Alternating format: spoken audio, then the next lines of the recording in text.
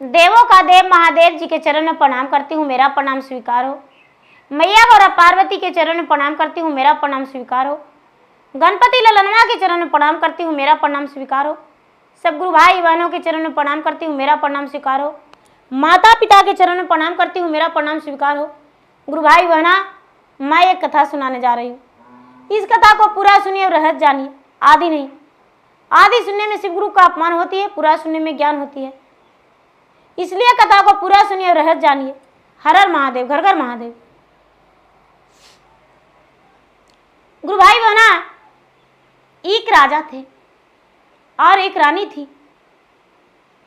गुरु भाई बहना, राजा रानी में बड़ा प्यार था। राजा जो थे गुरु भाई बहना, अपना रानी का सूरत देखकर ही उठते थे। रानी बहुत पूजा पाठ करती थी, बहुत भक्ति करती थी। सुबह गुरु भाई बहना समय से 4 बजे उठकर और अपने घर में झाड़ू लगाकर सबसे पहले अपने क्रियाकर्म से संपन्न होकर और स्नान आदि करके भगवान को पूजा पाठ करती थी। पूजा पाठ करके गुरु भाई बहना और आरती लगा के और अपने पति को जब चरण छूने जाती थी प्रसादी देने को लिए, तो जाके जगाती थी। अपना सुंदर सा चेहरा दिखा के मुस्कुरा के राजा से कहती थी कि राजा साहब, स्वामीनाथ, आप जल्दी से उठ जाइए, क्योंकि मैं पूजा कर लिया हूं और आप थोड़ा चरण नीचे दे दीजिए, जिसमें मैं आपका चरण स्पर्श कर सकूं और आपका प्रेम पूर्वक दर्शन पा सकूं। गुरु भाई बहना, राजा मुस्कुराकर बिस्तर छोड़कर नीचे पांव कर देते थे और रानी पैर छूती थी। राजा को आदेश देती थी रानी कि हे स्वामीनाथ, आप फ्रेश हो जाइए, जाके ब्रश कर लीजिए और मेरा प्रसादी ग्रहण कर लीजिए। राजा गुरु भाई बहना सब कुछ से निपुण होकर प्रसादी ग्रहण करते थे। प्रतिदिन ऐसा ही रानी करती थी। गुरु भाई बहना धीरे धीरे रानी गर्भवती हो गई और गर्भवती हो जाने के बाद एक पुत्र पैदा लिया। जब पुत्र पैदा लिया गुरु भाई बहना, तो बड़ा सुंदर पुत्र था, बहुत सुंदर, बहुत भाग्यशाली। लेकिन गुरु भाई बहना, राजा जो थे, राजा अपने राज पुरोहित को बच्चा का भविष्य दिखाने के लिए बुलाए, तो राज पुरोहित कहते हैं कि बच्चा जब 12 वर्ष का होगा तो किसी कारणवश इसके माता पिता दोनों इसके जिंदगी में नहीं रहेंगे। गुरु भाई बहना, राजा को बड़ा शौक लगा। रानी कहती है, मेरा जीवन ही उतना ही दिन का होगा तो शौक करने से कोई फायदा नहीं। अपना बेटा को पढ़ाएंगे, लिखाएंगे और इसे बहुत ज्यादा ज्ञान देंगे। गुरु भाई बहना, राजा का बेटा जो था उसका नाम अमर था। अमर जो था गुरु भाई बहना, वो बड़ा होने लगा। रानी अच्छे से अच्छे शिक्षा देने लगी। जब बड़ा हो गई गुरु भाई बहना 7-8 साल के, तो रानी गुरुकुल में शिक्षा लेने के लिए उसे भेज दी, गुरु के पास। गुरुकुल में भेज दी गुरु भाई बहना, और वहां ये बच्चा गुरुकुल में रहने लगा। तो पहले ऋषि मुनियों से पढ़ाई होता था गुरु भाई बहना, तो राजा भी ऋषि मुनि के पास भेज दिए। ये बालक चला गया और गुरुकुल में पढ़ने लगा। वहां गुरु भाई बहना रहते इसका 12 साल पूरा हो गया और इसके माता पिता दोनों इस दुनिया से चल बसे। इसे गुरुकुल में ही पता चला कि मेरे माता पिता का अंतिम विदाई हो चुका है। मेरे माता पिता मेरे जिंदगी में मेरे सर पे हाथ रखने के लिए नहीं है। ये राजकुमार अमर सोचने लगा कि मैं तो अब अकेला हो गया, मेरा धन संपत्ति कोई मतलब नहीं। गुरु भाई बहना अपने गुरुजी से बोला, गुरुजी अब मेरा जीवन में कुछ नहीं है, इसलिए मुझे जितना ज्यादा शिक्षा दे दीजिए उतना ही अच्छा है। मैं भी आपकी तरह एक तपस्वी बन के और लोगों का शिक्षा ग्रहण करेंगे। शिक्षा देंगे, आपसे शिक्षा ग्रहण करके और लोगों का शिक्षा देंगे। गुरु भाई बहना, साधु महात्मा इसे बड़े मन से दिनों रात पढ़ाने लगे और ज्ञान देने लगे। धीरे धीरे समय बीतता गया गुरु भाई बहना, और ये बहुत बड़ा विद्वान बन गया। अपना राज पलट के कभी देखा नहीं कि मेरा धन दौलत कहाँ है, ये राज में गया ही नहीं। गुरु भाई बहना, ये दूसरे राज में, दूसरा वन में जाकर और एक तपस्वी की तरह रहने लगा और शिक्षा देने लगा। शिक्षा देने लगा वहां इसके पास ये जो अमर था गुरु भाई बहना, वो एक तपस्वी बन के और शिक्षा देने लगा, लोगों का ज्ञान देने लगा। और जो भी ज्ञान देता था इसके पास राजा महाराजा छोटे बच्चे सभी लाइन लगा देते थे। प्रतिदिन इनके पास लाइन लगा हुआ रहता था इनका शिक्षा लेने के लिए। गुरु भाई बहना, ऐसा ही करते करते करते करते उस राज का जो राजा थे उन्हें पता चला कि एक जंगल में तपस्वी आए हैं, वो शिक्षा देते हैं, बड़े ज्ञान का शिक्षा देते हैं, बहुत ज्ञानी है। राजा आए तो सचमुच में ये ज्ञान देते थे, तो कहते हैं कि बाबा, हे भगवान, आप मेरे लिए पूजनीय हैं, आप मेरा भगवान हैं। यदि आप मेरा महल में चलने को लिए तैयार हैं तो आप मेरे महल में चलिए, आपको हम रातों दिन सेवा करेंगे, किसी चीज का कमी नहीं होने देंगे।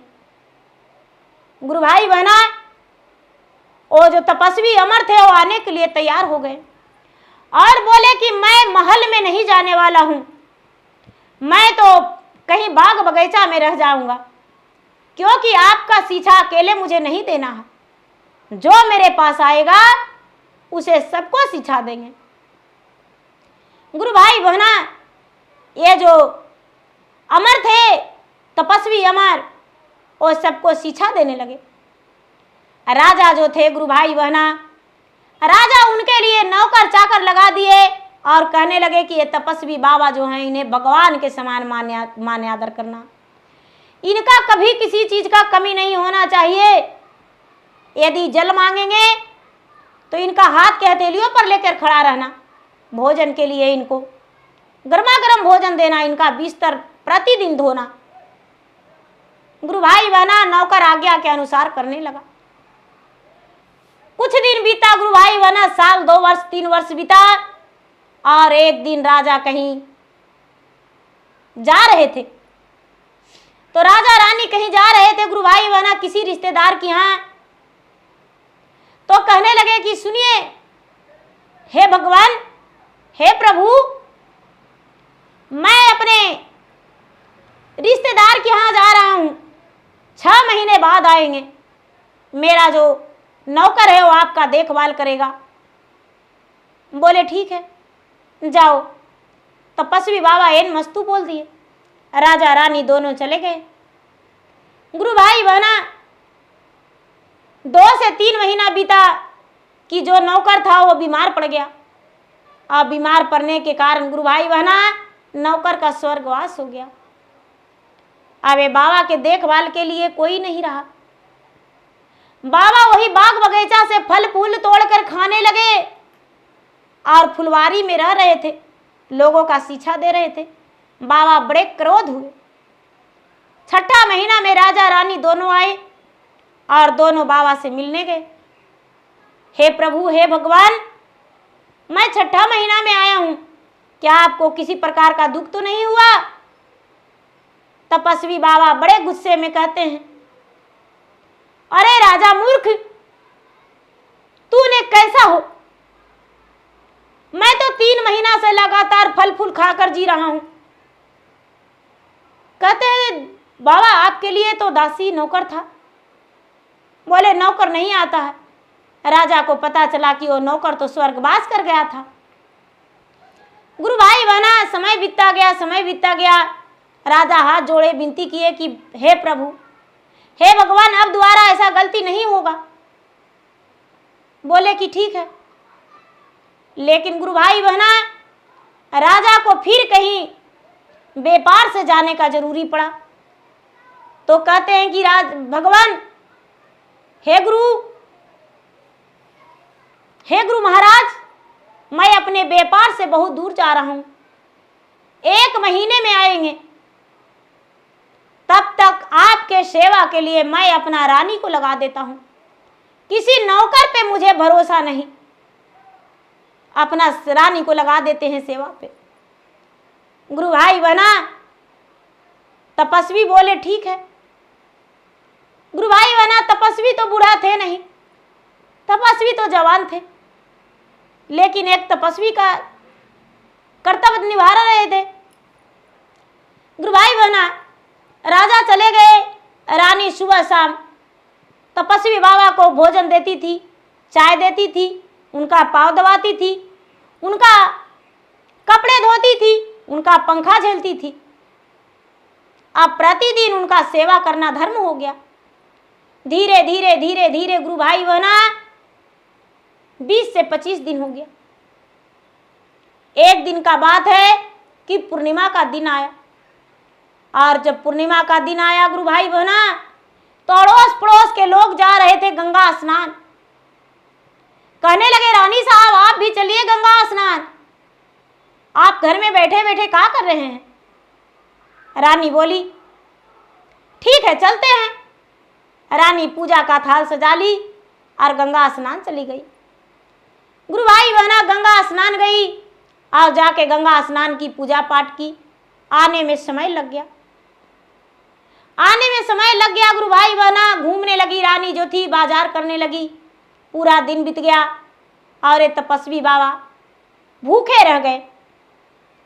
शाम में रानी आई गुरु भाई बहना तो 16 श्रृंगार में सजी हुई थी, और तपस्वी बाबा राजमहल के अंदर देखने गए कि आखिर क्या कारण है जो मेरा भोजन अब तक नहीं आया है।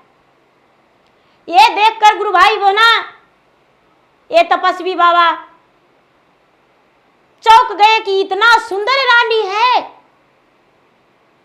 इसका काले काले बाल तो लगता है कि कमर के नीचे है, सोने का बाल है जैसे चमक रहा है। इसका सूरत जो है चांद की तरह चमक रहा है। इसका कितना सुंदर सूरत है। मेरे साथ रोज मेरे पास जाती है, लेकिन मैं तो इसे छुआ तक नहीं। हे भगवान, इतना सुंदर स्त्री मेरा रोज पांव दबाती थी, मेरा कपड़े धोती है, मुझे भोजन लगाती है। हे भगवान, मैं कोई तपस्वी नहीं बनूंगा, अब इससे ब्याह करके और इसके साथ सुखी जीवन बिताएंगे। गुरु भाई बहना तपस्वी जो थे, तपस्वी का मन में पाप आ गया, लालच भर गया कि रानी से ब्याह करके और राज पे राज करेंगे, राजमहल मेरा हो जाएगा। राजा को तो किसी तरह से हम इस राज से हटा देंगे, इसे मार देंगे। गुरु भाई बहना ऐसा कभी लालच नहीं होना चाहिए। अब जो तपस्वी देख पीछे पांव हटा लिए और जाके बाग फुलवाड़ी में चुपचाप सो गए। रानी लेकर खाना गई, तपस्वी कोई बोलचाल नहीं किए, खाना नहीं खाए। तब तक गुरु भाई बहना 2-4 दिन में राजा भी आ गए। राजा गए, कहते हैं कि हे भगवान, हे प्रभु, हे गुरुदेव, आपको क्या कमी हुआ अदर भाग में जो आप भोजन नहीं कर रहे हैं। कहते हैं कि मैं कुछ मांगना चाहता हूं तुमसे, यदि क्षत्रिय होगा तो मुझे वो वरदान देगा जो हम मांग लेंगे तुमसे। गुरु भाई बहना राजा कहते हैं कि महाराज, हे गुरुवर, शेर कभी झुकता नहीं है, अपना जान देता है लेकिन वचन को निभाता है।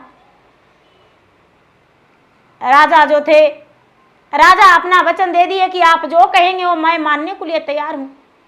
तपस्वी कहते हैं कि हे राजन, जो तुम्हारा पत्नी है उसके साथ मैं जिंदगी बिताना चाहता हूं, अपना तू पत्नी को त्याग कर दे और मुझे सौंप दे, नहीं तो तुझे श्राप दे देंगे और तू जल के भस्म हो जाएगा, तेरा राज नष्ट हो जाएगा। मैं एक तपस्वी हूं। राजा हंसते हंसते कहते हैं कि हे गुरुदेव, मैं कोई तकलीफ नहीं, मैं अपना पत्नी को त्याग कर रहा हूं, आपके आगे सौंप रहा हूं। गुरु भाई बहना इतना कह के राजा वहां से लौट कर आए अपने राजमहल में बड़े उदास चेहरा करके। रानी को मुख देखकर आंखों से आंसू गिराने लगे। रानी कहती है कि महाराज, पुरुष का आंखों के आंसू अब शगुन है, आखिर क्या कारण है जो अपने आंखों से आंसू गिरा रहे हैं। गुरु भाई बहना राजा कहते हैं, रानी मुझे तो लगता है कि मैं संसार में मुंह दिखाने लायक नहीं हूं, क्योंकि जब मेरा वचन ही नहीं रहेगा और मेरा सत्य ही नहीं रहेगा, चाहे तो मेरा सत्य जाएगा चाहे तो मेरा वचन जाएगा। रानी कहती है कि नहीं महाराज, यदि सती नारी होंगे तो नहीं वचन जाएगा नहीं सत्य जाएगा। गुरु भाई बहना राजा बोले, क्या कहूं, वो जो बाबा हैं तपस्वी, वो तुम्हारे साथ अपना जीवन बिताना चाहते हैं। रानी कहती है कि महाराज, इतनी सी छोटी सी बात के लिए आप आंखों में आंसू गिरा रहे हैं, आपका आंखों का आंसू मुझे शोभा नहीं देता है। हम वो तपस्वी के पास भी जाएंगे, आपका वचन भी रह जाएगा और गंगा जल की तरह मैं पवित्र भी रह जाऊंगी। गुरु भाई बहना रानी जो थी भगवान की पुजारी थी, सती थी।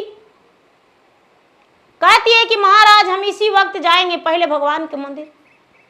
भगवान के मंदिर चली गई गुरु भाई बहना, और भगवान के मंदिर जाके एक पांव पे खड़ा होके भगवान की आराधना करने लगी, भगवान के पूजा करने लगी। कहती है कि हे भगवान, जब तक आप प्रकट नहीं होइएगा तब तक हम यहां से नहीं जाएंगे।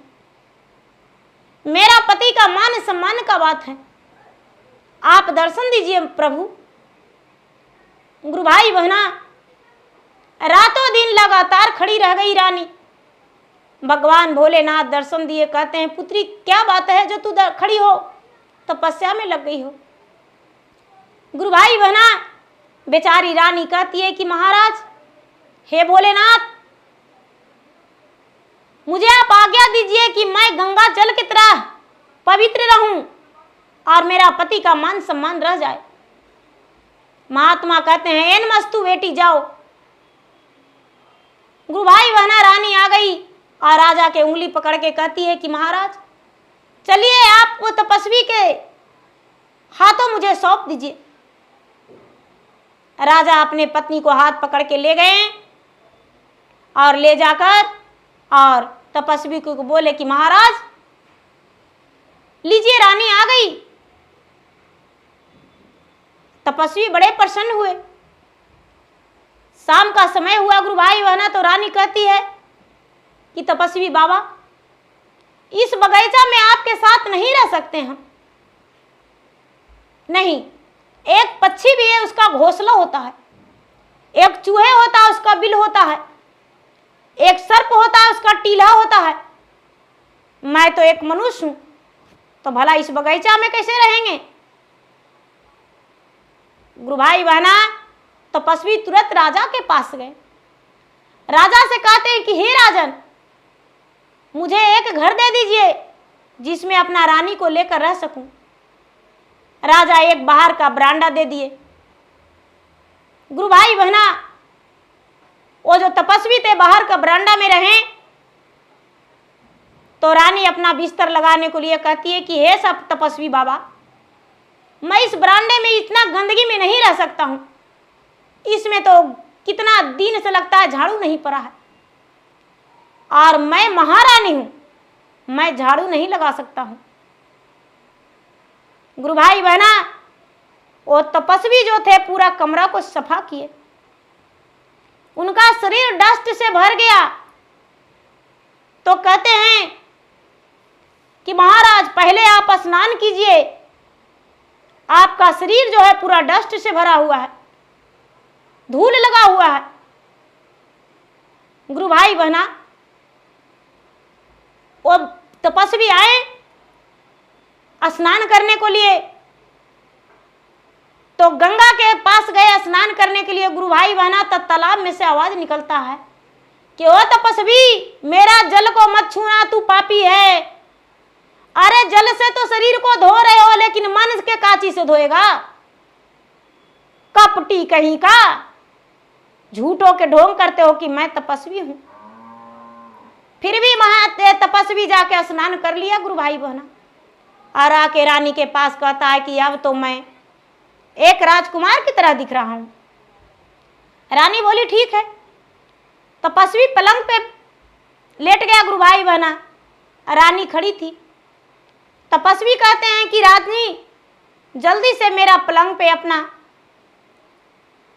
पैर धर दो, बैठ जाओ, अपने आप को मेरे पास सौंप दो। गुरु भाई बहना, रानी कहती है पिताजी के ही हम आए कलौती दियावा, अरे एक बूंदा खून माँ के नाता जी, माता के ही हम एक ही गोदियावा जी, अरे जलमा दिलाने के है नाता जी, भैया के ही हम आवे के गो बाहिनिया जी, अरे रखिया बांधने के है नाता जी, स्वामी के ही हम सुंदरे तिरियावा जी, सिंदूरा दिलाने के है नाता जी, अरे तू जे हुए का अबन के तापसा बीजी, अरे कैसे करवा घोराया पराध जी, राज राज के लोग सवा तोर पास आएलन जी, अरे सींचा ले गेलन अपन घर जी, राम जे रहलाना सीता जी के संघवा जी, रावण मारिए गेलो सीता के कारण जी, कृष्णा जे रहलाना आरु कमिन के संघवा जी, शरीर नष्ट भैले सखियन के कारण जी, शिव गोरो रही गेलन पर्वत उपरिया जी, गौरी से होई केरा दूर जी, तो हूँ जे हहु जोगी आहू तू तापसवी जी, अरे कैसे सोएवा नारिया के संग जी। गुरु भाई बहना, जोगी कहता है वो तपस्वी कि देखो रानी, मुझे पहेलियां नहीं बुझाओ, अपने आप को जल्दी से मुझे सौंप दो, हम तुम्हारे साथ पूरी रात बिताएंगे। कहते हैं हाँ महाराज, मुझे पति का धर्म निभाना है, लेकिन पहले आप देखिए कि आप क्या थे और कहाँ हैं और क्या सोच रहे हैं। जब आप शिक्षा ग्रहण करवाते हैं, शिक्षा देते हैं, तो क्या कहते हैं कि मन में लोभ नहीं करना चाहिए, लालच नहीं करना चाहिए, हर चीज को त्याग करना चाहिए। तो आप सब चीज को त्याग कर और आप एक स्त्री पर ध्यान कैसे धर दिए, हमें बताइए। जो साधु था उसका ध्यान टूटा कि अरे ये क्या करने जा रहे हैं। रानी देती है कलाई कि है साधु महात्मा, मेरा कलाई धर लो, मेरा कलाई धर लो। तुझमें है हिम्मत मेरा मुझे पत्नी बनाने का तो मेरा कलाई धर लो। गुरु भाई बहना, ये साधु महात्मा हाथ जोड़कर कहते हैं, हे महारानी, आज से अभी से मैं आपको माता मानती हूं, आप मेरे माता का समान हैं।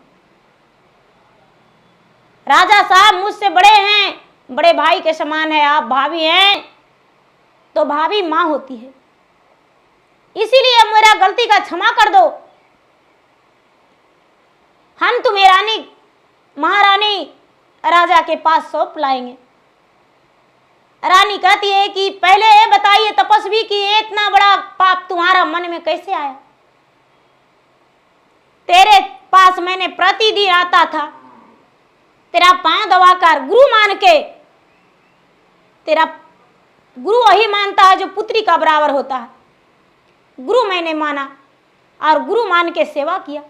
आज तूने इतना गलत विचार मुझ पे कर दिया, कभी नरक में तुम्हें जगह नहीं मिलेगा, तेरा तपस्या भंग हो गया। तूने जो 50 वर्ष लगातार तपस्या किया हो, तेरा तपस्या भंग हो गया। गुरु भाई बना, ये साधु हाथ जोड़कर विनती करके कहते हैं कि हे महारानी, हे माता, मुझे माफ कर दो, अब दोबारा ऐसा गलती मुझसे नहीं होगा। रानी कहती है कि सबसे पहले तो ये होना चाहिए जरूरी कि जो तीर है उसमें बाण लग जाता है और जो निकल जाता है तो वापस नहीं आता है। मुंह का जवान निकल गया और वापस नहीं आएगा, तेरा तपस्या भंग हो गया। तूने एक नारी पे नजर फेरा। गुरु भाई बहना, ये बात सुनकर साधु महात्मा दुखित होकर और हाथ पकड़ के विनती करके और कहें कि चलो राजा के पास चलो। हे माता, आप राजा के पास चलिए।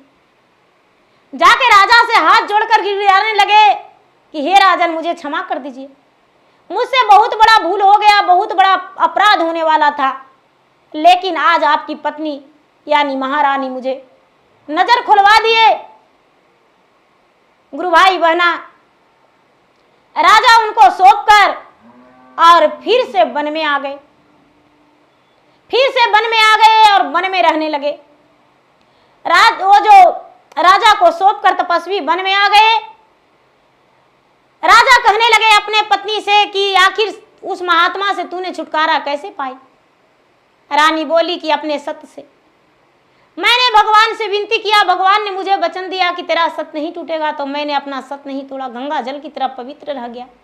महाराज, कोई भी अग्नि परीक्षा मुझसे ले सकते हैं, जैसे सीता मैया ने अग्नि परीक्षा दिए थे लेकिन रामचंद्र विश्वास नहीं किए थे, क्या आप भी वैसा ही पुरुष हैं? राजा कहते हैं नहीं, मैं वो नहीं हूं, मुझ पे कोई उंगलियां उठाने वाला नहीं है। गुरु भाई बहना, तपस्वी का जगह कहाँ है? वन में, राजमहल में नहीं। राजा सोचे थे कि एक महान बना के अपना राजमहल में रखेंगे, लेकिन उसी लोग का उस जगह शोभा देता है जहां जिसके लायक हो, जैसे मंदिर में पुजारी, वन में तपस्वी और महल में राजा रानी। बड़े बड़े लोग जो जौन काम करते हैं वहीं पे शोभा उनको देता है। तो गुरु भाई बहना, मेरा वीडियो अच्छा लगे तो मेरा वीडियो का लाइक करें, शेयर करें। चैनल पर यदि नए गुरु भाई बहना तो मेरा चैनल का सब्सक्राइब करें और बेल आइकन घंटी को दबाएं कि जो कि मेरा वीडियो का नोटिफिकेशन सबसे पहले आपके पास जाए और आप मेरा वीडियो का सुन सकें। और मैं इंस्टाग्राम पे भी हूँ, मैं फेसबुक पे भी हूँ। मेरा फेसबुक पे फॉलो करें, लाइक करें, शेयर करें। और मैं फेसबुक पे भी बहुत अच्छी अच्छी कहानियाँ और भजनें डालती हूँ। धन्यवाद। हर हर महादेव, घर घर महादेव।